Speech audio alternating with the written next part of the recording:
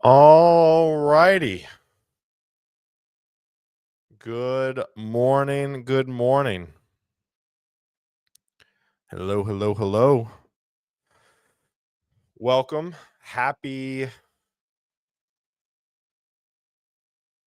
Tuesday, y'all.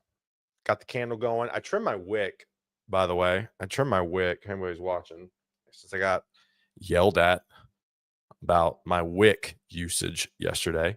But happy Tuesday. Excited for this one.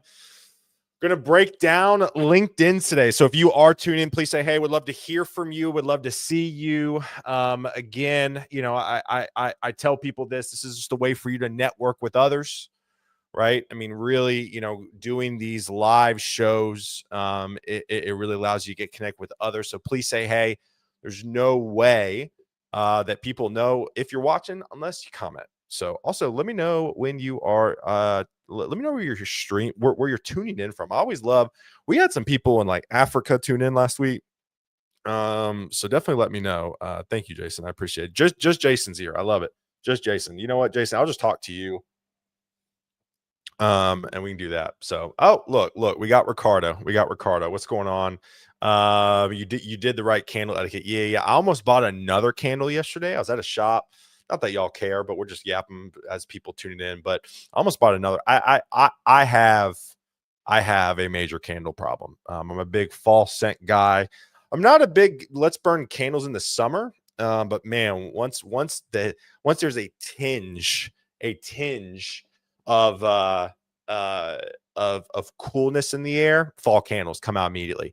But again, good morning, y'all. Doing these solo shows. If you are tuning in or you're coming across LinkedIn, you're like, what is this thing? Basically, I've been doing Guidance Counselor 2.0 for 5 years now, almost 6 years. In 2020 is when I started this. And I started this show back in COVID when I was heads down recruiting engineering talent day in, day out. And I realized that the market was shifting, right? So a little bit about me real quick is I was recruiting in Nashville specifically. I was recruiting all types of engineers in Nashville. And then when COVID hit, I saw the writing on the wall that essentially the engineering industry was going to change forever, and that is going to be a more global workforce. And so I was like, hey, a lot of the conversations I'm having with local Nashville talent is pretty applicable to the globe. So I was like, I need to just start yapping.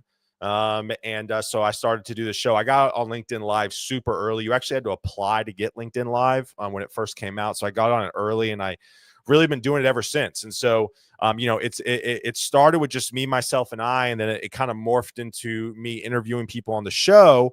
And then, some people asked me yesterday, over the last 24 hours, are like, why are you going back to just doing you? Admittedly, I've just been so busy. I haven't done a great job of like reaching out to people to come on. But it also just kind of coincides too. One of the things that we want to do at Torque is really provide a catalog of content, you could say, to really allow you to navigate the job search easier and more effectively. And so I'm really just going to take this time over the next 2 months before my baby gets here. Baby number 3 is going to get here at the end of December. So super pumped about that. So my goal is really from now until baby gets here is to do a lot more solo shows and really just walk through the job search, right? I did a quick call with the director of engineering yesterday, and we kind of went over some stuff, and he was like, man, like this type of stuff, like nobody talks about. And so that was, again, really a reinforcement to me personally to keep doing these lives just myself for right now and really walk through the job search. So hopefully by the time Christmas gets here, my third kid gets here, we will have developed a catalog, and we're going to host this stuff on the platform, the Torque platform, once it's live, which should be very soon. But my goal is for you to be able to watch these videos and be able to navigate the job search on your own with these videos. And so that's kind of the reason why I'm doing these solo shows. But again, keep continuing to let me know if you're tuning in. Would love to see y'all. We do got some people here. Mark, it's good to see you. I love it. Ryan, it's good to see you. Sally, Tehran, it's great to see you. Brother Danny, it's good to see you. And just always wonderful to see you, man. So, all right, well, let's go ahead and get started. And I'm talking about LinkedIn's today, right? So let me pull up. I need to find. So I actually helped this guy specifically write his LinkedIn. And I want to go ahead and share it with y'all this morning. Let's go ahead and dive in on how you write a good LinkedIn. Also, Lawrence, it's good to see you, brother. Again, if you have any questions, please ask them in the chat. I will get to them. Again, please keep saying, hey, would love to hear from you. Let me pull up Clint. All right. So let's see here. So y'all can see this. I'm going to work on, oh, no, hold on. There we go. I like this. This is better. I like this. All right. Now, can you see that? That's really small. Here we go. Hold on. All right. So can y'all see that? Let's go in a little bit more. Oh, okay. All right. All right. So Clint is up here, right? All right. So LinkedIn lags so far behind the Twitter stream. Yeah. It's really bad. I feel like LinkedIn's kind of gotten worse. Anybody from LinkedIn product streaming with that watches us now in the future, please fix your streaming. Fix your streaming, please. Because I honestly love streaming on LinkedIn, but daggum, I keep hearing complaints about it. All right. So let's go over Clint. So I worked with Clint specifically. Clint does not know I'm sharing this, but Clint's a great guy. So if you're in the data space, highly recommend reaching out to Clint. He's great. He's probably gonna get a flood of DMs and be like, why are people reaching out to me? So if you want to reach out to Clint, tell him I sent you. He is a great dude. Can we do Tago on the solo show? Sure, Emre. Do it. Whatever your heart desires, man. And because of Baby 3, you're gonna get a Torque onesie. Sure. Yeah, we need a Torque onesie. That'll be great. I'll get Brianna on that. All right. So let's talk about this banner section thing, right? I think it's fascinating that LinkedIn allows you to customize a banner up here at the very top of your LinkedIn. I think it's a very interesting tactic, right? And so for me, one of the things that I would say is I would really use this as a way to draw people in to who you are, right? I would actually use this as a way to tie in your personal and professional together. And I told Clint this, and Clint got a job after we did the LinkedIn review. I don't know if he specifically got the job because of the banner. I do know that I've had somebody in my past. I did his LinkedIn years ago, and he reached out to me, and he was like, we were doing our session together, and I was like, well, man, tell me about yourself. He's like, well, he goes, I'm an audio engineer. He goes, I recently did a concert for Backstreet Boys. Like I did like the audio engineering for Backstreet Boys. And I was like, man, like that's really cool. I said, you should put that at the banner at the top of your LinkedIn profile. And he goes, really? I said, yeah, because you have to understand something. Like in the sea of the AI world we're in, and I talked about resumes yesterday on my live stream. So go check out on the Torque YouTube. I went over how to write a resume, but what I talked about is adding a hobby section on your resume now. I used to be against it, but now in the sea of AI resumes and just the slop that's out there, allowing people to connect with you on a more personal level and making you look more human, I think is incredibly important and will continue to be so moving forward. And so I really think that using the banner portion of your LinkedIn, the top portion of your LinkedIn, and allow to pull in some of your professional life into your personal life into your professional life is huge, right? So Clint loves the outdoors. Clint has invited me to hike a few times. I'm not an outdoorsman. Like I told Clint, I love you as a person. You will never find me outside hiking. So, but Clint loves the outdoors. He loves the outdoors, right? So what Clint did is he goes, he's a data outdoor enthusiast, right? One thing I would edit probably on Clint's profile. I don't know why, Clint, I love you. If you ever watch this, I don't know why Clint put the LinkedIn link of his LinkedIn, because if you're on LinkedIn, like you don't need the link to LinkedIn.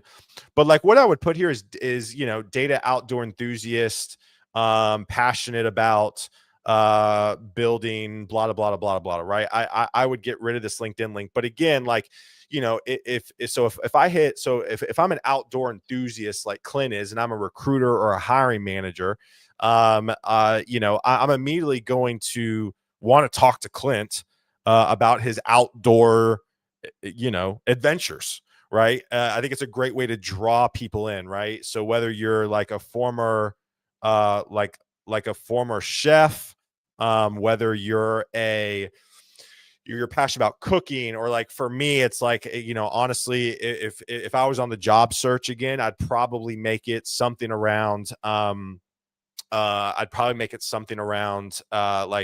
college football or South Carolina football or ice hockey, or being a dad and being a husband, right? Or owning a miniature donkey, right? Again, drawing somebody into your profile is incredibly important. So that's what I would do on the banner. So I know there is a lag. So let me know if you have any questions. And I'm going to move on. So the next thing I want to go over is your profile picture, right? I think you have to understand something. Everything you put out online, everything that you post, every profile you have online is a potential data point for an employer, right? So if your profile picture is like a MySpace picture, it's probably not going to come across well, right? We don't need any bathroom selfies, right? We don't need an artistic moody picture with a bunch of gradient or editing, right? Like, don't overcomplicate it. I think and this kind of went back to my resume conversation yesterday. Too many people get too fancy when it comes to resume writing and LinkedIn writing. Again, it needs to be very simple, very straightforward, right? Like the job search is not the time, unless you're in design or creative, is not a time for you to get fancy, right? So I like Clint's profile picture. He looks happy. He's smiling. He has a professional shirt on. Great profile picture. I know who he is. I think also making sure you're not catfishing employees, right? There's no need to put a profile pic from something 15 years ago, right? Because what's going to happen is the last thing you want is like put up a profile picture from 15 years ago, and then somebody gets on a Zoom call with you and you're like, this isn't the right person, right? It just comes across as a little weird. So make sure your profile picture is updated, accurate. I think, if you want to stand out, maybe have a colorful shirt on with a plain background, or maybe an interesting background with a plain shirt. My wife's in photography. Natural lighting is huge, right? Make sure, again, I don't want to harp on this too much longer, but just make sure your profile picture is you. You look happy. You look presentable. Because again, if I've never spoken with Clint, my initial impression with Clint is, oh, he looks like a nice guy, right? So again, very, very important. Next thing, moving on, right? I really want to take time to focus on this right here, right? The words under you, I'm trying to think for the people who listen to this from a podcast form perspective, the words under your name on the LinkedIn, right? I call it the title portion of your LinkedIn. I don't think there's any specific actual key, like a technical term for this. I call it the title portion. This is, again, the words that go under your name. This is incredibly important. The reason for that is when recruiters search for skills, the thing that pops up on the search are these words, right? So like, for example, let's say I'm trying to find a .NET developer in Nashville, right? So I'm going to go to LinkedIn. I'm going to type in .NET developer. I'm going to go to people. And then I'm going to go to locations, and I'm going to go to Nashville. And again, one of the lives I'm going to do here soon is really how you navigate. Why isn't this working? Okay, that's not okay. All right, so let's just go. Let's just do this, right? So if I search a .NET developer, right, the title portion of your resume are these words right here, right? So Spencer, CTO, AI architect, .NET developer, Microsoft MVP. I love that, right? Carlos, it just has a .NET developer, right? For Carlos, I'd love to see senior .NET developer with Angular and AWS, right? Or same thing with Bill Way right here, right? .NET developer with something. You need to put the main skills you have and or are targeting at the top, right? I like Tulasi's post here, .NET full stack developer, C#, ASP.core, MVC web API, .NET 8, Angular 16. I'd probably even shorten this up. There's no need to, I'd probably just put .NET developer and then put these, because this shows me you're a full stack developer. I think saying .NET full stack developer and these skills are a little redundant, right? So again, like Naga right here, he just has full stack developer, right? I would love for you to be able to expound on this a little bit more. Recruiters aren't going to search through 40 pages of search content. They're just not. And so for me, if you can put the keywords that you're skilled with or want to be called for, you are they're going for all the keyword searches. Yeah. No, 100%. All I'm saying is just get rid of the full stack, just keep all the technical terms, right? And so for me, I think it's incredibly, like, senior .NET developer at London Stock Exchange, right? Like I don't really necessarily care for, like, with Kirti.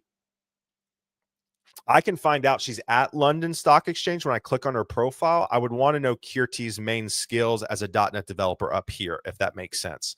Again, incredibly important part that nobody really talks about, because again, like you need to be able to get caught up. Because again, if I search .NET developer here, right? Let's say I'm doing a global search. There's 100 pages of LinkedIn content or 100 pages of LinkedIn profiles. Recruiters and hiring managers do not have time to sift through all these pages. So what we're going to do is we're just going to look at your name, and we're going to look at the title portion, and we're going to look at your location, right? So again, incredibly important there. All right, let's go back. Any questions, please ask. So like right here, right? So Clint, data, right? So if I'm searching him, he's got data architecture, ETL, modeling, BI analytics, governance, AI data readiness. I think all of those are very, very impactful parts of data that he wants to get called for jobs, right? Which is incredibly important. Tomas, it's good to see you, brother. Good to see you this morning. All right, so moving on. Again, if you have any questions, please ask. We're trying to move through this as quick and efficiently as we can. So let's talk about the about section, right? I think the about section, I think there's two ways to view the about section, right?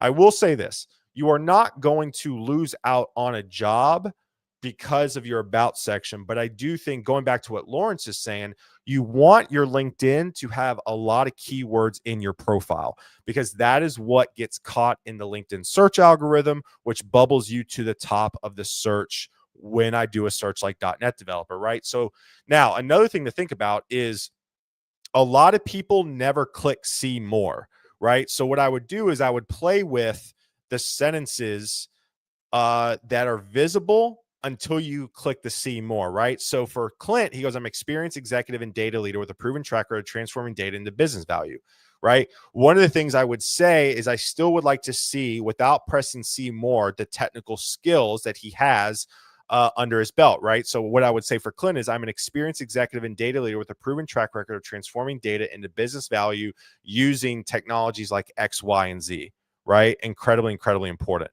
And then right here, so then we click see more. I do like what he has here, right? So he highlights his data experience, he highlights his systems integrations experience, and he highlights his global scalable infrastructure experience.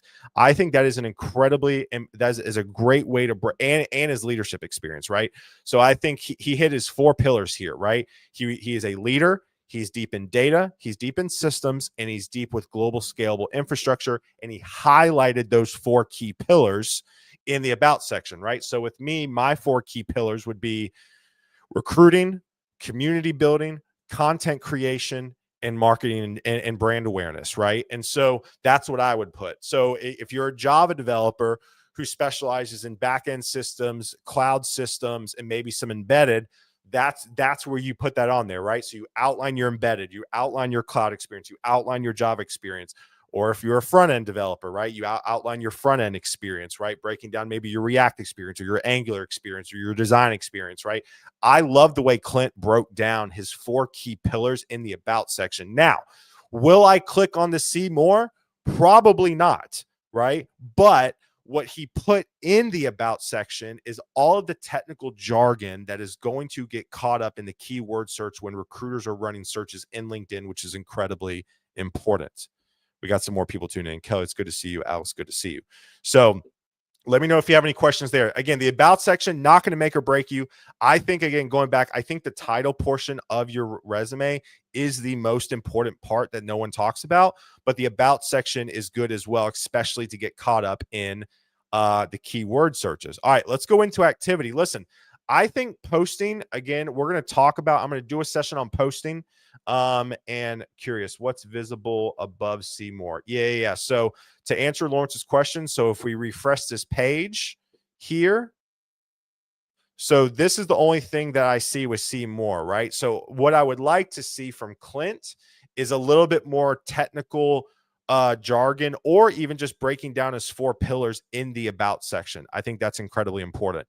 So let me know if that answers your question, Lawrence. All right, so moving into activity section, I'm going to have an entire session dedicated to I have an entire session dedicated to posting. I'm not going to get into posting on LinkedIn, but I will say this: being able to see people's posts is incredibly important, or what they engaged with, especially if you're trying to DM them and engage with them, right? So if you're trying to get to Clint's DMs, right? And again, this is going to go on another show I'm going to do, but you see that Clint reposted about this post right here. You could message Clint and be like, "Hey Clint, I saw you reposted this post about this. I find it super interesting. Would love to chat about this if you have a few minutes," right? Use this as a way to network with people. I think it's incredibly important. And does what is shown, it may change based on device, but I think going back to Lawrence, the about me, that top part before the see more, has to be perfect and value impacting. I totally agree with that. Incredibly important. All right, let's go to your experience portion. All right, so there are some differencing of opinions on how you write a LinkedIn, right? Some of my opinions on writing a LinkedIn is, I think a LinkedIn should be a summary of your resume. It should include like the really like key moments, right? Almost like an expounded cover letter. I do see the argument of like, well, why don't I just put everything, right? I see both. I think for me, very rarely am I clicking through somebody's LinkedIn to really to really, like, I'm looking at their resume, if that makes sense. Like, I'm not the purpose of a LinkedIn, you're not going to get hired off of a LinkedIn, right? So the purpose of the LinkedIn is to give enough to where the person goes, this person's got enough of what I need. I'm going to message Clint for his resume, right? So again, I do like the way Clint has written that his LinkedIn. He has overall his goal of what his role was at Snapped as a director of technology. He includes 3 main bullet points of what he did. And then again, he listed technologies used, right? Again, I talked about this in the resume review yesterday. Incredibly important to include as many technical skills as you can in your resume and your LinkedIn. Having a technologies used bullet points incredibly important. I don't know if these bullet points, or if these, for the people who listen to this in the future, there's a part of your LinkedIn where you can like select skills to add to your profile. I don't know if those are searchable. I do know that the actual words you put in your profile are searchable. So that is something to keep in mind. If Clint, just like, for example, Clint put, these, data engineering, business intelligence under these like pre-automated skills that you could pick, I don't know if those are searchable. Only the things that he posts are searchable, right? So again, going down here with American Addiction Centers, right? A few bullet points outlining what he did. Again, technology is used, incredibly important to get caught up. Again, the purpose of the LinkedIn, in my opinion, is to put enough content on here to where I go, oh, I like Clint's background, I'm going to message him to get his resume, right? Now, if you are more junior in your career, as always, with your resume and your LinkedIn, I would have as much as you feasibly can on your LinkedIn and your resume, right? If you are 0 years to about 3 years of experience, you need to put as much content on your resume and on your LinkedIn as you feasibly can. If you are director level, VP level, like Clint, there's no need to expound on everything that you did at every job. 3 to 5 bullet points with each LinkedIn, I think, makes a lot of sense. Make sure you include the technical skills to get caught up in the search engine. And that is how I would write the body of your LinkedIn. All right. Good morning, LinkedIn user. All right. So let me know if you have any questions there. We're going to continue on here. Education important, licenses, certifications important as well. And then, I mean, all this stuff is fine, but it's not important to me, right? Like I would say, like if you have licenses or certifications, that should probably be in the about section or in the title section, right? Like this is this area, and again, this is just me. This is just me. But basically, anything under your work experience, aside from recommendations, is kind of falls on deaf ears for me, right? So, like, I don't really look at licenses and certifications. I don't necessarily look at volunteering. Again, I would maybe put a hobbies or volunteering section on your resume, because again, that's where the conversation happens. Skills, that's fine. I do have to say, I think recommendations are important. Now, for me, recommendations are not a make it or break it. However, again, I'm thinking of it from a recruiter perspective, right? If I didn't know Clint, right? If I didn't know Clint and I was looking through his LinkedIn, I was like, man, Clint's pretty good. And then I go to his recommendations and see like Clint's got recommendations from a senior director of IT, a cybersecurity, and he's got 10 recommendations. I'd be like, all right, I think Clint's pretty good, right? And again, you're probably like, well, Taylor, that's dumb.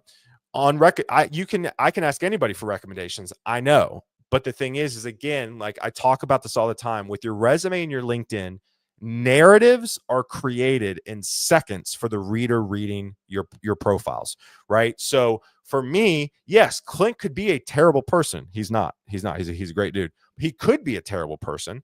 But the fact of the matter is if I'm seeing his LinkedIn profile and he has over 10 recommendations he's received, in my mind, that immediately signals to, Clint must be a pretty good guy and pretty technical to allow people to write 10 recommendations for him. I always talk about recommendations are like going to a restaurant, right? When you go to a new restaurant, where do you go when you're looking to see if they're good? I go to Google reviews. I just booked a hotel in Atlanta next week for our Torque All Hands. What did I do on this hotel? I literally went to the reviews just to see what people are saying about it, and I booked the hotel because the reviews were good, right? So again, it's not a make it or break it, but again, it's helping craft that narrative in the person's brain who's reading your profile. Also, it's very easy to ask for a recommendation, right? So we're going to go to my profile. If you go down here, if you go to recommendations and you go to ask for, you click the plus button and you do ask for a recommendation. I know Lawrence is on the call right now, so I'm going to go to Lawrence, right? I'm going to go to Lawrence Lockhart, right? And then I'm going to continue. You select your relationship. I'm just selecting whatever, and then you can tell the person what to write about. So for me, right, if Lawrence and I were working together, I'd probably message him, be like, hey, Lawrence, can you talk about my leadership skills? And just, how I run the team, right? Or something like that. And again, what you do is when you send this, it pops up into the person's DMs in LinkedIn. They click on it, they open it up, and they can fill it out. Okay. Any questions as we wrap up here? Any questions? All right. So again, to recap, okay? I think the banner portion is incredibly important. It invites people in, gets to add some personality to a LinkedIn profile, which, let's face it, doesn't have a lot of personality. The title portion, the words under your name, you need to, this is like your SEO, I would say. You need to finagle this, see what works, see what doesn't, mess with that a little bit. Make sure you have the skills you either want to obtain or have for your next job. The about section, incredibly important. Make sure your first few sentences before you select see more are highly impactful that make the person want to click into the rest of your about section. Make sure keywords are there to get caught up in the keyword search. When it comes to writing your experience, if you're more senior in your career, you can give a little bit more of a high level, 3 to 5 bullet points of your main accomplishments. Make sure that you list technologies used, again, to get caught up in the search results. Again, for me, license, certifications, volunteering, skills, not a huge thing. I'm just going to blow past this if I'm a recruiter. I'm going to go directly to recommendations and see how much you have. that's going to allow me to create a narrative in my mind of who you are. So, all that being said, let's see here. Okay. All right. I'm wrapping up here. So ask questions. How do you feel about adding recommendations ourselves from company internal feedback? I don't know how you do that. Is that can you even do that? I don't think you can even do that. Let me see. You cannot do that, Jeff. There's no way for you to manually add something yourself. So again, I would encourage you to get that person, just send them a recommendation and be like, hey, I know you said this internally. Can you just throw it up in a LinkedIn recommendation real quick? It does not look like you can manually add recommendations yourself. Do LinkedIn recommendations from 15 years ago still hold water? David, I will tell you, if it's the only recommendation you have, probably not. If you have multiple recommendations and it dates back to 15 years, that's probably better. But let me ask you this. If you were to go to a restaurant and the only review that was there from a review 15 years ago are you going to want to eat there? Probably not, right? And so again, do recommendations make or break your LinkedIn profile? No. No, it does not, but it just helps. It just helps. Oh, good. I didn't miss anything. Love you too, Jason. All right, cool. Awesome. Any last questions before I wrap up? Again, yesterday's live stream was how to write a resume. It's on the Torque YouTube. Go check it out. Today we're doing LinkedIn. This is the last stream that I have this week. And then next week, we're going to continue on with the curriculum. Next week, we're probably going to start looking at outreach on how to use LinkedIn effectively to network and DM people. Does it make sense to say intermediate software developer section under our name, or does it make sense to put the skill level to put senior in that section? I'm fine with intermediate software developer, but I would even focus, Demetrius, on intermediate .NET engineer, or I would, but also intermediate's very vague, right? So what I would put is your years of experience, like 3+ year, and I would use the word .NET developer or Java developer or whatever your skill is. Intermediate software developer, I don't know what that is. Is it you Java, Python, front end, back? Like, what do you do, right? So for me, I think it's incredibly important to specifically say I'm a 3-year .NET developer with Angular, C#, Microsoft SQL Server. That is what I would do. All right, let's see here. Got to work on some recommendations. Yep. Let's see here. Intermediate adds nothing. Just say, I would say not even software engineer. Just give me like 3+ years of .NET with MVC, VS Code, whatever, right? I missed the first half. No, I did not review. I did not review any resumes. I went over my friend Clint's LinkedIn, who I helped write, that I think is really, really good. And Luca, yes, I got to bounce on the call. I have a call right now with 2 people on my team, Team Lou. So, all right. Any last questions as I wrap up here? Any last questions on LinkedIn? I know there's a lag. Again, this is the last live for this week. If you want to go check out my resume review, it's on the Torque YouTube. Go check that out. Then we will have this on the Torque YouTube as well for you to go back and reference. Cool. All right. No questions are coming in. Thank you guys for hanging out with me today. Appreciate it. Hopefully this helps. If you want to share this with somebody in your network, obviously would love the reshare. But again, y'all have a great week, and we'll see y'all back next week. Y'all have a good one. Peace.